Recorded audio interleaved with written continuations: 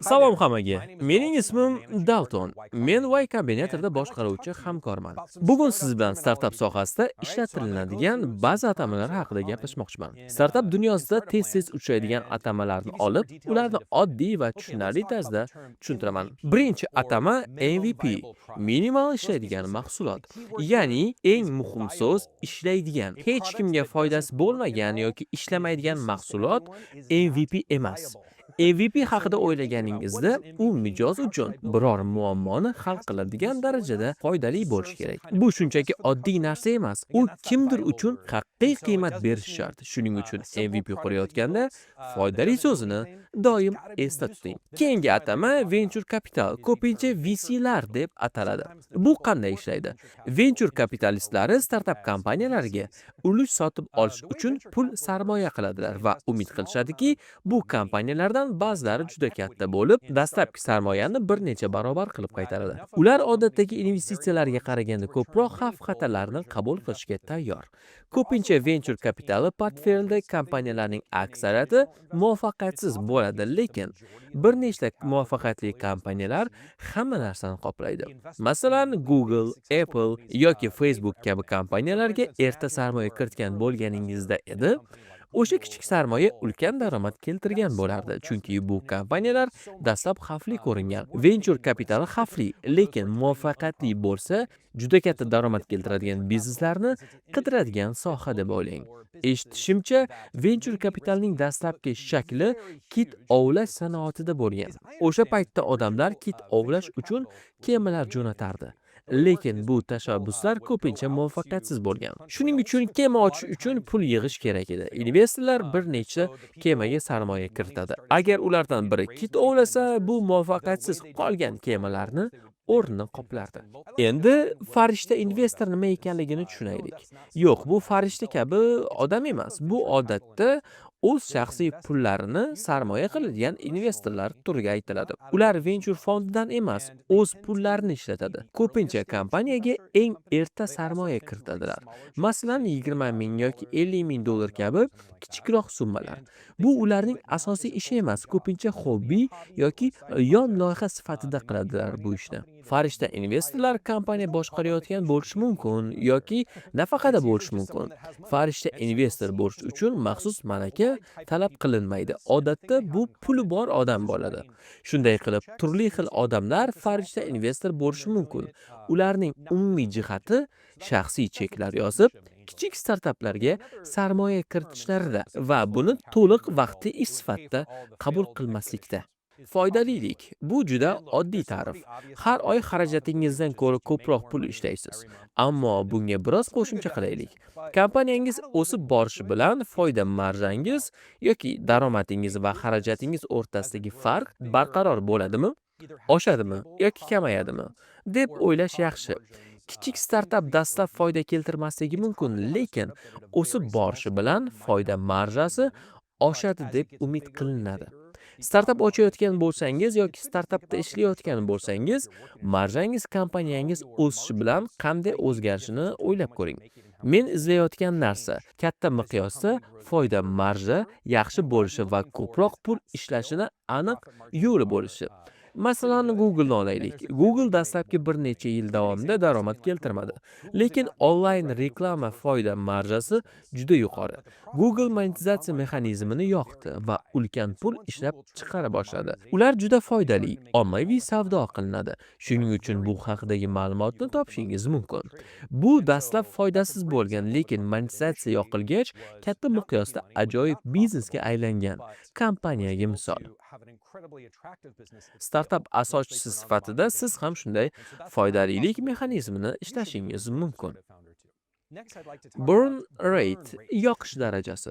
Bu oy oxirida kompaniyangiz qancha pul yoqib yuborganini yoki bank hisobingiz qancha kamayganini anglatadi. Masalan, agar bankda 1 million dollaringiz bo'lsa va oy oxirida 900 ming dollar qolsa, burn ratingiz $100,000 bo'ladi. Startap asoschisi sifatida buni diqqat bilan kuzatish juda ham muhim. Siz daromad keltirayotgan bo'lishingiz mumkin, lekin har oy pul yo'qotayotgan bo'lsangiz, biznesingiz katta ehtimolda yopiladi. Shuning uchun pul qayerga ketayotganini kuzatib, bank hisobingiz balansiga e'tibor bering va yoqish darajasini nazoratdan chiqib ketmasligiga ishonch hosil qiling. Bunga e'tibor bermaslik startapingizni salomatligiga jiddiy zarar keltiradi. Seed round, dastlabki sarmoya raundi. Bu atamani aniq bir ta'rifi yo'q. Shuning uchun misol bilan tushuntiraman. Aytaylik, kimdir Safe orqali $300,000 yig'di. Buni seed round deb atash mumkin yoki mashhur odamlar tomonidan ochilgan kompaniya $1 milliard qiymatda $100 million yig'sa, ba'zida buni ham seed round deb atash mumkin. Bu katta farq tufayli seed round nima ekanligini aytish qiyin. Menimcha, bu raund odatda yangi startapni jiddiy miqdorda yig'adigan birinchi pulidir. Kompaniyani boshlaganingizda va biz pul yig'ishni tugatdik desangiz, yiqqan pulingiz miqdori seed round deb ataladi. Raise the first amount of money and you say, okay, we're done raising money. Whatever amount of money it is that you raised, you would refer to as a seed round. Boshqa moliyalashtirish atamalariga kelsak, Series A, B va hamda C haqida eshitgan bo'lishingiz mumkin.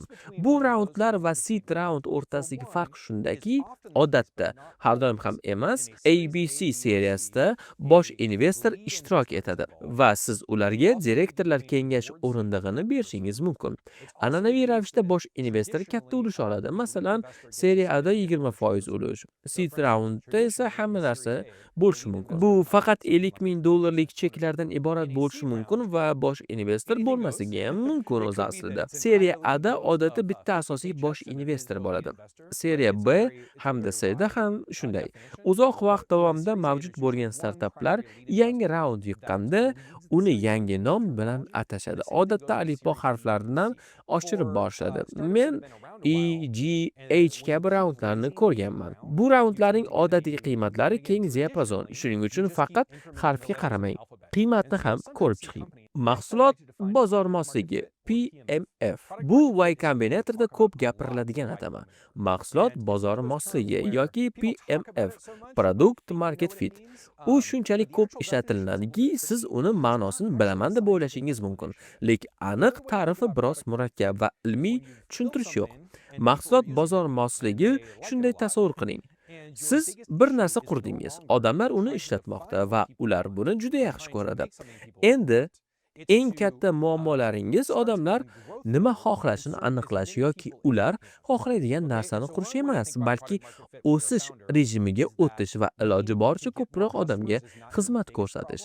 Asoschi sifatida mahsulot bozor mosligini shunday ko'ring.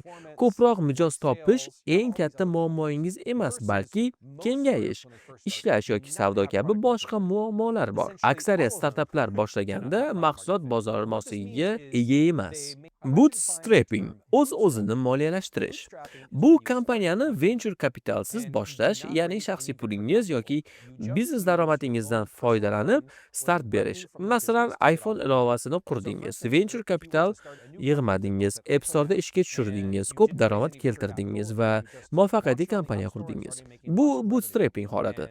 Siz bootstrapper deb atalgan bo'lar edingiz. Chunki pul yig'madingiz, bu ajoyib variant, chunki bu butunlay sizning nazoratingizda. Investorlarning roziligiga muhtoj emassiz. Shuningdek, an'anaviy venture biznes bo'lmagan, ya'ni juda katta va tez o'sadigan biznes bo'lmagan loyihalar uchun juda yaxshi.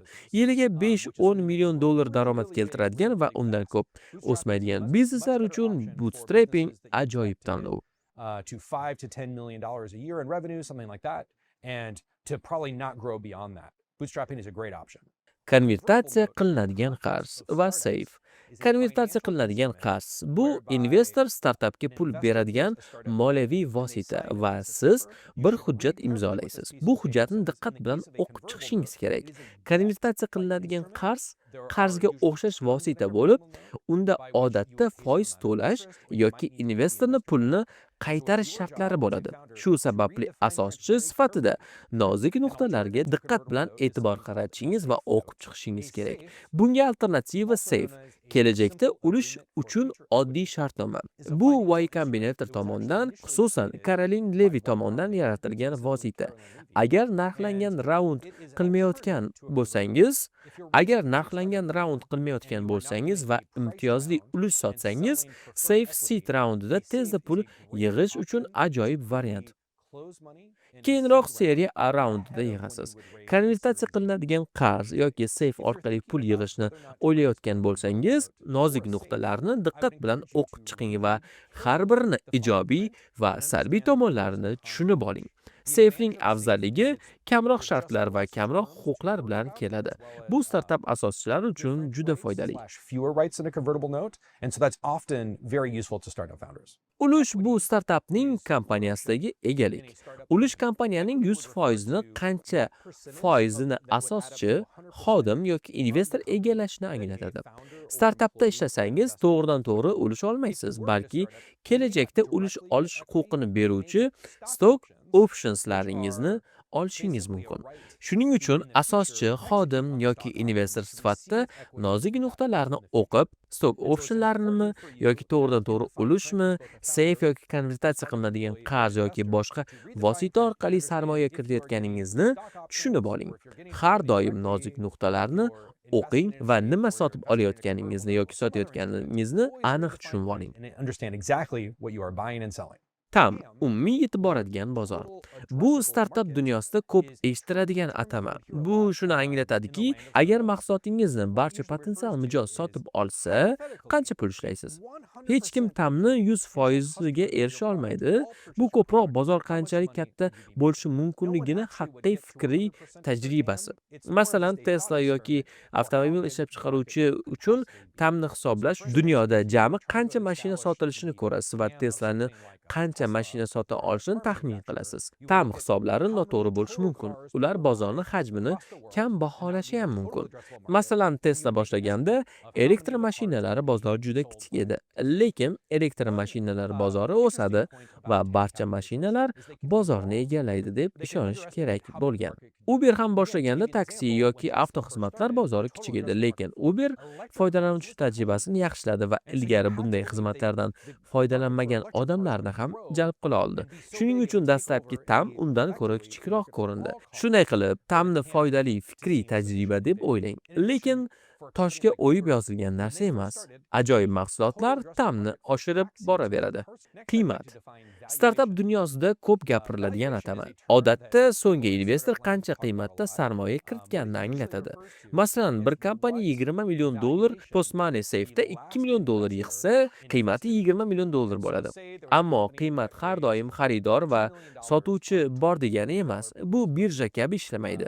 Birjada aksiya narxi qiymatdir va har kim joriy bozor narxida savdo qilishi mumkin. Startaplar xususiy kompaniyalar, ularda likvid bozor yo'q. Shuning uchun qiymatni ba'zi odamlar tomonidan qanday baholanishi mumkinligini o'lchovi deb o'ylang. Lekin startapning o'sha kuni sotilishi yoki ommaviy bo'lishi qiymati emas. Ko'pincha yuqori qiymatdagi startaplar muvaffaqiyatsiz bo'lishi ham mumkin.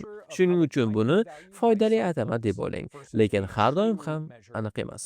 IPO bu xususiy kompaniya, ya'ni investorlar, asoschilar yoki xodimlar egaligidan kompaniya o'z aksiyalarini Nasdaq yoki New York birjasi kabi ommaviy birjalarda sotilishi. Har kim birja hisob varaqi orqali bu aksiyalarni sotib olishi mumkin. IPO startaplar uchun muhim, chunki bu asoschilar, xodimlar yoki investorlar qurgan kompaniyalardan pul ishlash imkoniyatini va kompaniyaning yaxshi ishlash va doimiy qiymat yaratganini belgisidir. Oxirgi atama ARR, Annual Recurring Review. Bu startaplar dunyosida juda ko'p ishlatiladi. Keling tahlil qilaylik. Yillik, har yili takrorlanadigan mijozlar avtomatik yangilanadigan obuna yoki yillik shartnomalarga ega. Daromad bu aniq pul. Masalan, agar kompaniyangizda 10 ta mijoz bo'lsa, har biri yillik 100 ming dollarlik shartnoma imzolasa, bu 1 million dollar ARR bo'ladi. Bu atamani ishlatayotganda takrorlanadiganligi muhim. Investorlar bu haqida gapirganda uning haqiqatan takrorlanishiga ishonch hosil qiling. Agar oylik to'lovlar bo'lsa, odatda MRR oylik takrorlanadigan daromad sifatida hisoblanadi. Masalan, ChatGPT kabi oylik obunaga asoslangan xizmatlar MRR sifatida ko'rsatiladi. Mana shunday. Dalton siz bilan startapda texnologiyasida. O'ylaymizki, bu atamalar tushunarli bo'ldi. Agar qandaydir savollaringiz bo'lsa, izohda yozishingiz mumkin yoki qo'l ostingizdagi yordamchi sun'iy intellektdan so'rab bilib oling. Siz bilan Yoshlar Ventures bo'ldi. Thanks so much.